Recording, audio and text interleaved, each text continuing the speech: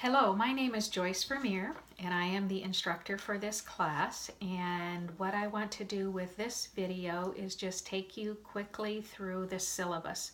I really encourage you to print a hard copy of the syllabus as well and let that guide you as you work through the course, referring to it on occasions just to be sure that you're fulfilling all the requirements of the course. The syllabus contains my information. It will tell you that I am going to be looking at the course usually morning and evening, and sometimes very late at night. There are times when I am out of town. I will do my best to stay connected that often, but if it is going to be different and I would not be able to connect with you in any way, I will certainly let you know through the form of an announcement in the class. The syllabus talks about the course description. You know, we're studying child development. We're looking at children at the infant toddler level, children at the preschool level, and then also children in the primary grades. And there will be times in the course where you are able to choose one of those age ranges, and the hope is that you would do that in a way that is most applicable to your work. That if you're working with infant toddlers, you choose that age range. If you're working with primary age children, that you use that group. Please use this course to help you in what you do on a regular basis. That is the goal and the intent of this class. The learning outcomes are all spelled out there. I want you to look through those. There are 8 learning outcomes. I do not want to read those over this video. I think you can do that in your own time through the syllabus in written form. There is a required book. The book looks like this. Mine is somewhat mutilated. I actually got water on it one time because I take it just about everywhere I go, especially when I am in a session of this class. The book is called Early Childhood Development, A Multicultural Perspective. You are able to use a hard copy of the book. It is also available as an e-text. Either one of those is fine. The e-text includes videos which will help you to understand some of the content in the textbook, but you are welcome to use either form, either the e-text or the hard copy. And I encourage you, if you do not already have your text, that you get that very, very soon. And you may want to let me know if you do not have the textbook yet, as that may make it hard for you to complete some of the first assignments in a timely manner. So check that out. The course is clear on what the different types of assignments are. There's going to be discussion assignments. There's going to be activities in each module. There's going to be some wikis, and then there is also a challenges and adaptation paper that is due at the end of the course. For that paper, you will be prompted in Blackboard to complete part of it in the 4 different modules that are addressing the 4 different areas of development. So if you follow the guidance in Blackboard for each of those modules, by the time you come to the end of the course, most of your paper will already have been complete. That paper is worth 40 points, so you do want to stay on track with it. It is going to help you to better understand many of the challenges from typical child development behaviors that there are. And then we have to think not only of what those challenges are, but how we can make adaptations for the children so that they can be successful, in overcoming some of those challenges. The grade system is spelled out in the course syllabus. Hopefully all of us are in that 90 to 100% range where we can have a good grade for the course. I know that many of you, and probably all of you, are good students, that you wouldn't be as far as you are going to the master's level if you were not. So hopefully that grading system works well for you and there's no misunderstandings with how that all works. The course is run a week at a time for each of the modules. At midnight on Sunday night, right away early Monday morning at 12 o'clock, a.m. is when a module starts.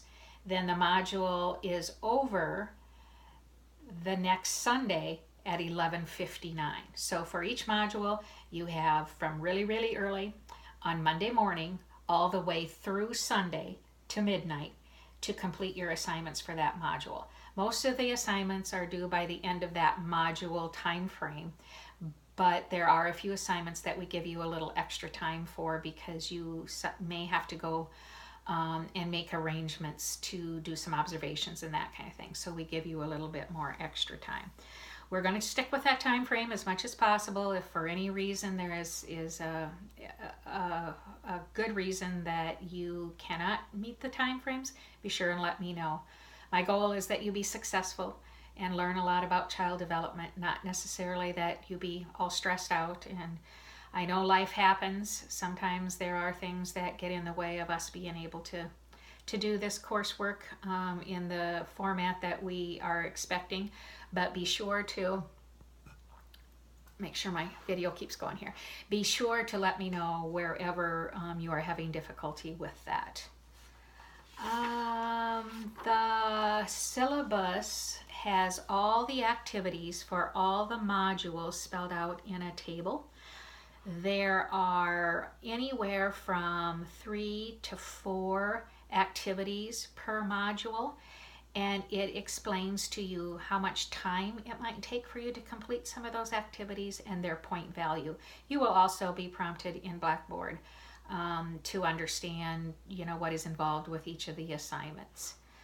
Understand that it will take some of you longer to do assignments than others, so those are only estimated time frames. You may want to work ahead a little. Don't wait till the end of the week to start your work, because if you're not familiar with Blackboard, or you're not very computer literate, or if something comes up towards the end of the week, you're going to be in a little bit of trouble if you do not start before the end of the week. There are discussion questions for each module. The expectation is that you will post your initial response for that discussion question by Wednesday. Then you are also expected to respond to 2 other people's initial responses in the discussion board, and that will be due by the end of the module time frame. That would be late Sunday night. You would be expected then to have your initial post and your responses to 2 other people's discussion questions complete by that time.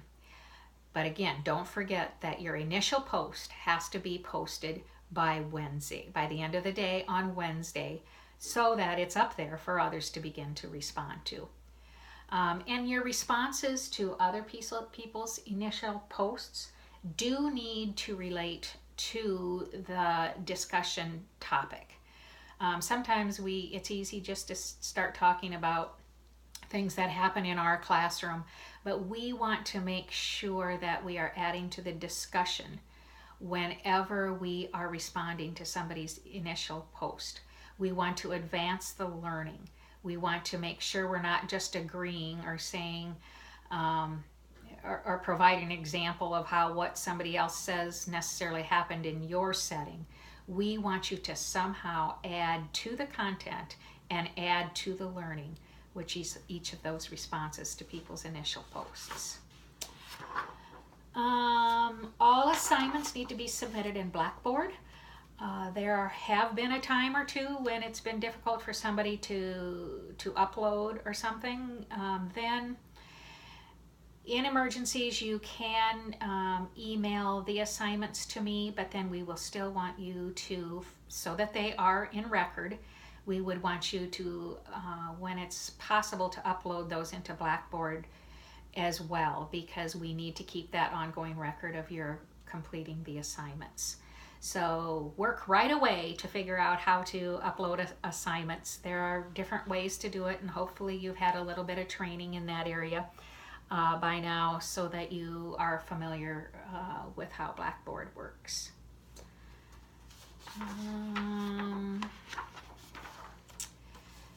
There are a couple of chapters in the book that you have to read for each module.